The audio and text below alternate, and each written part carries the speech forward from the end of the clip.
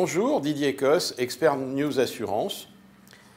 Je vais tenter de répondre à une question concernant une histoire abracadabrante de fuite de toiture. Un auditeur nous raconte ses mésaventures. Il habite au dernier étage d'un immeuble. La toiture s'est partiellement effondrée et lors d'un orage, bien entendu, son appartement et celui des étages inférieurs a été inondé.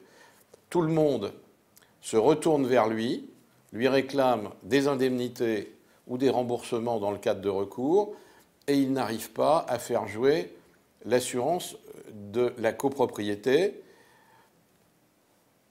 Ses interlocuteurs prétendent qu'il aurait l'entretien de la toiture et qu'il serait responsable du sinistre. Il faut impérativement commencer par relire dans le règlement de copropriété la définition des parties communes et des parties privatives.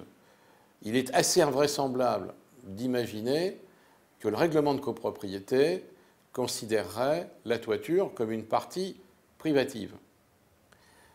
Le seul cas où une toiture est considérée comme privative est lorsque la dite toiture est accessible, ce qui est souvent le cas des toits terrasses et très rarement le cas des toitures en pente.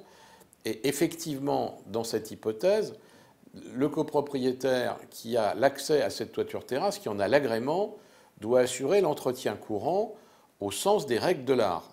Donc, a priori, les arguments qui ont été mis en avant pour tenter une action contre ce copropriétaire habitant le dernier étage manquent singulièrement de pertinence. Dans la mesure où le syndic est aux abonnés absents, est-ce que l'immeuble est assuré? Est-ce que le syndic a correctement fait son travail? Subsidiairement, on peut aussi se poser la question de savoir si le syndic fait procéder à l'entretien régulier de la toiture.